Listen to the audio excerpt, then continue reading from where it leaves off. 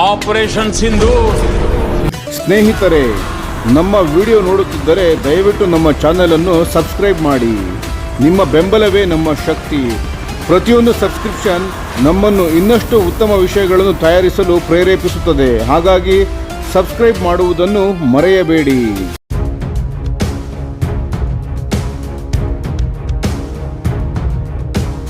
Su-57E ಮೇಲೆ ರಷ್ಯಾದ 3 ಹಂತದ ಆಫರ್.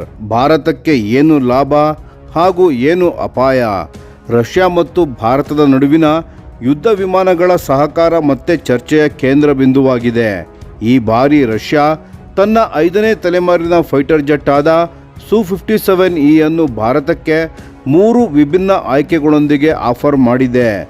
ರಷ್ಯಾದ ಅಧಿಕಾರಿಗಳ ಪ್ರಕಾರ ಈ ಮಾತುಕತೆಗಳು ಈಗ advanced stage of technical consultation ಹಂತಕ್ಕೆ ತಲುಪಿವೆ.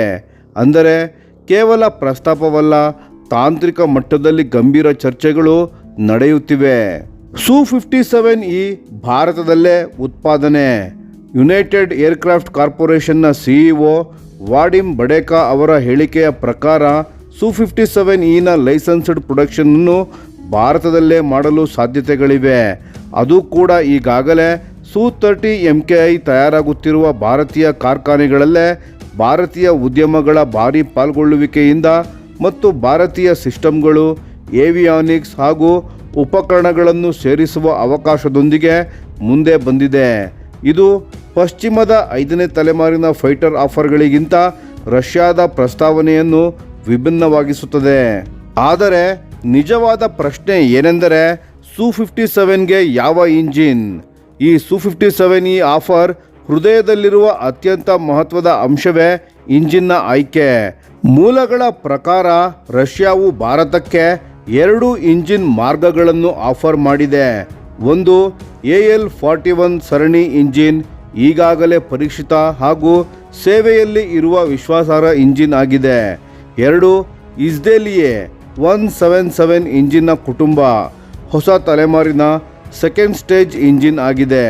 ಈ ಆಫರ್ನ ಸಮಯವು ಬಹಳ ಮುಖ್ಯ, ಏಕೆಂದರೆ Su-57E ಯುದ್ಧ ವಿಮಾನವು ಇತ್ತೀಚೆಗೆ ಮೊದಲ ಬಾರಿಗೆ ಇಸ್ರೇಲಿಯೇ 177 ಇಂಜಿನ್ನ ಜೊತೆಗೆ ಹಾರಾಟ ನಡೆಸಿದೆ.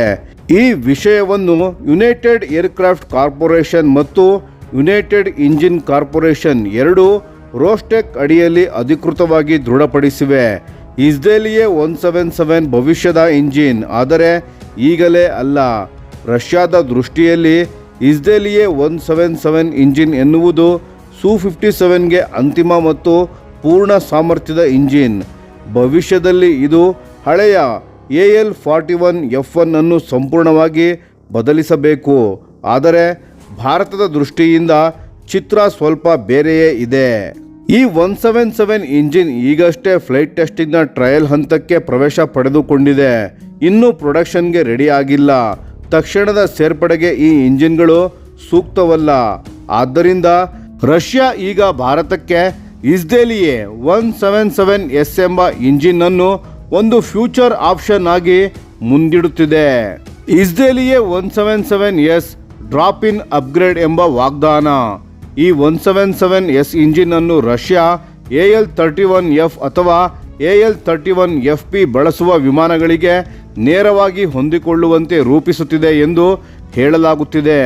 ಅಂದರೆ ಯಾವುದೇ ದೊಡ್ಡ ಏರ್ಫ್ರೇಮ್ ರೀಡಿಸೈನ್ ಇಲ್ಲದೆ ಭಾರತೀಯ ವಾಯುಪಡೆಯ Su-30 MKI ಫ್ಲೀಟ್ಗೆ ಹೊಂದುವಂತೆ ಭವಿಷ್ಯದಲ್ಲಿ ಈ ಇಂಜಿನ್ಗಳನ್ನು ಅಳವಡಿಸುವ ಸಾಧ್ಯತೆ ಇದೆ.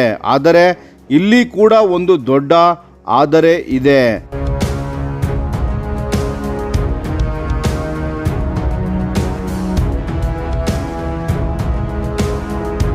ಈ 177S ಇಂಜಿನ್ ಕೂಡ ಇನ್ನೂ ಪ್ರೊಡಕ್ಷನ್ಗೆ ರೆಡಿ ಆಗಿಲ್ಲ. ಇದುವರೆಗೂ ಕೇವಲ ಪ್ರೊಟೋಟೈಪ್ ಆಗಿಯೇ ಪ್ರದರ್ಶನವಾಗಿದೆ.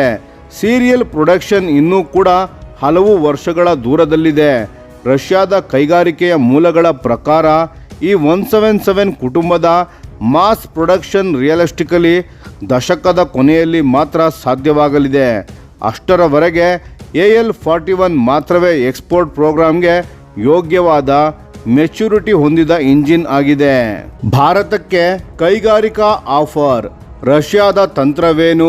Su-57 ಈ ಉತ್ಪಾದನೆಯನ್ನು Su-30 MKI ಲೈನ್ಗಳತ್ತ ತರಲು ರಷ್ಯಾ ಪ್ರಯತ್ನಿಸುತ್ತಿರುವುದು ಭಾರತ ರಷ್ಯಾ ದಶಕಗಳ ಸಹಕಾರವನ್ನು ಲಿವರೇಜ್ ಮಾಡುವ ತಂತ್ರವಾಗಿದೆ. ಪಶ್ಚಿಮದ ಫೈಟರ್ ಜೆಟ್ಗಳಿಗಿಂತ ಭಿನ್ನವಾಗಿ ಹೆಚ್ಚು ಟೆಕ್ನಾಲಜಿ ಆಕ್ಸೆಸ್, ಹೆಚ್ಚು ಲೋಕಲ್ ಮ್ಯಾನುಫ್ಯಾಕ್ಚರಿಂಗ್, ಹೆಚ್ಚು ಭಾರತೀಯ ಸಿಸ್ಟಮ್ಸ್ಗಳ ಇಂಟಿಗ್ರೇಷನ್ ಎನ್ನುವ ಭರವಸೆಯನ್ನು ರಷ್ಯಾ ನೀಡುತ್ತಿದೆ. ಆದರೆ ನವದೆಹಲಿಯ ಮುಂದೆ ಕೆಲವು ಹಳೆಯ ಪ್ರಶ್ನೆಗಳು ಮತ್ತೆ ಎದುರಾಗುತ್ತಿವೆ. ನಿಜವಾದ ತಂತ್ರಜ್ಞಾನ ವರ್ಗಾವಣೆ ಸಿಗುತ್ತದೆಯೇ? ಲಾಂಗ್ ಟರ್ಮ್ ಸಪೋರ್ಟ್ ಹೇಗಿರುತ್ತದೆ? ಮತ್ತು ಸ್ವದೇಶಿ ಯೋಜನೆಗಳಿಗಿಂತ ಇದು ಉತ್ತಮ ಆಯ್ಕೆಯೇ? Su-57 ಈಗ ಬದಲಾಗುತ್ತಿದೆ, ಆದರೆ ಅಪಾಯ ಉಳಿದೇ ಇದೆ. ಇಂದಿನ Su-57 ಈ ಕೇವಲ ಕಾನ್ಸೆಪ್ಟ್ ಏರ್ಕ್ರಾಫ್ಟ್ ಅಲ್ಲ. ಇಸ್ರೇಲಿಯೇ 177 ಈಗ ಆಕಾಶದಲ್ಲಿದೆ. ಅಂದರೆ ರಷ್ಯಾ ತನ್ನ 5th ಜನರೇಷನ್ ಫೈಟರ್ ಜೆಟ್ ಕಾರ್ಯಕ್ರಮವನ್ನು ಹೊಸ ಹಂತಕ್ಕೆ ಕೊಂಡೊಯ್ಯುತ್ತಿದೆ. ಆದರೆ ಇಂಜಿನ್ ಅನ್ನು ಇನ್ನೂ ಪರೀಕ್ಷೆಯಲ್ಲಿರುವುದೇ ಈ ತಂತ್ರಜ್ಞಾನ ಇನ್ನೂ ಪೂರ್ಣವಾಗಿ ಸಾಬೀತಾಗಿಲ್ಲ ಎಂಬುದಕ್ಕೆ ಸಾಕ್ಷಿಯಾಗಿದೆ. ಭಾರತಕ್ಕೆ ಇದು ವಿಶೇಷವಾಗಿ ಸಂವೇದನಾಶೀಲ ವಿಷಯವಾಗಿದೆ, ಏಕೆಂದರೆ ನಮ್ಮದೇ ಇತಿಹಾಸದಲ್ಲಿ ವಿಳಂಬವಾದ ಮತ್ತು ನಿರೀಕ್ಷೆ ತಲುಪದ ಫೈಟರ್ ಜೆಟ್ ಇಂಜಿನ್ಗಳ ಯೋಜನೆಗಳ ನೋವು ಭಾರತಕ್ಕೆ ಈಗಾಗಲೇ ಇದೆ. ಭಾರತದ ಮುಂದೆ ಇರುವ ನಿಜವಾದ ದ್ವಂದ್ವ Su-57 ಈ ಯುದ್ಧ ವಿಮಾನದ ಆಕರ್ಷಣೆ ಸ್ಪಷ್ಟ. ವೇಗವಾಗಿ 5th ಜನರೇಷನ್ ಕೇಪಬಿಲಿಟಿ ಹೊಂದುವುದು, ದೊಡ್ಡ ಪ್ರಮಾಣದಲ್ಲಿನ ಉತ್ಪಾದನೆ, ಸ್ಥಳೀಯ ಕೈಗಾರಿಕೆಗಳ ಲಾಭ. ಆದರೆ ಇಂಜಿನ್ ರೋಡ್ ಮ್ಯಾಪ್ ಈ ಭರವಸೆಯನ್ನು ಸಂಕೀರ್ಣಗೊಳಿಸುತ್ತಿದೆ.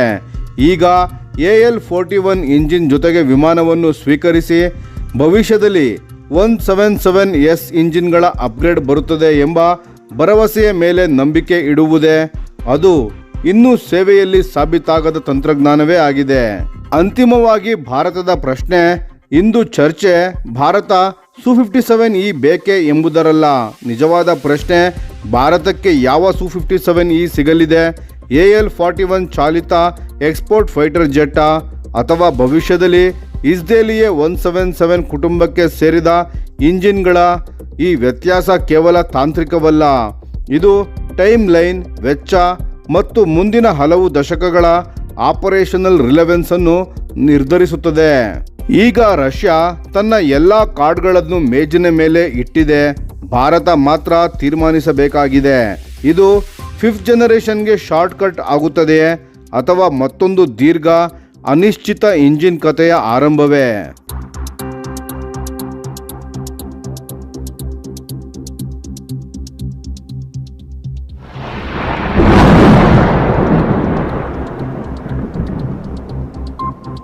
ಈ ವಿಡಿಯೋ ನಿಮಗೆ ಇಷ್ಟವಾಗಿದ್ದರೆ ಲೈಕ್ ಮಾಡಿ ಮತ್ತು ನಮ್ಮ ಚಾನೆಲನ್ನು ಸಬ್ಸ್ಕ್ರೈಬ್ ಮಾಡಿ ಹಾಗೂ ಬೆಲ್ ಐಕಾನ್ ಒತ್ತಿ.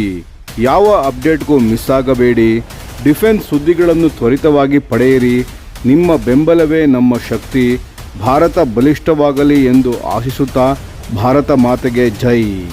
ಧನ್ಯವಾದಗಳು.